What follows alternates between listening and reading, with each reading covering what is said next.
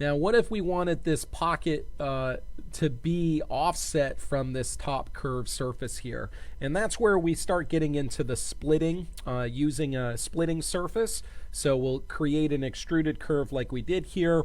We're going to split this extrusion here with a offset surface. So we'll split it to get this curve on the bottom, and then we'll do our Boolean process. So let's look at what that looks like. Okay. So we're going to Control Z to undo. From here, we can leave that one where it is. That's okay.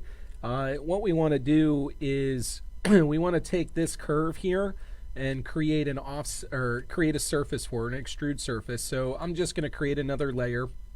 I'm going to turn off my original solid. I'll bring the wireframe back up.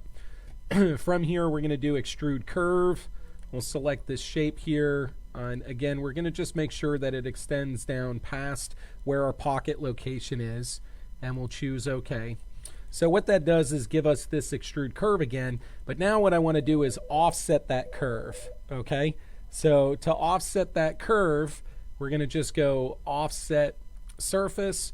We're going to select this surface here. We can show preview, and when we show preview, you can see that we can control which way it is, whether it's going up or whether it's going down. We can increase what this number is. So we're going to make this maybe 0.3. Okay, and again, if we wanted to go in the other direction, I believe we can just do a negative number here to drop it down. So you can see how we've created a curved surface and it's dropped down.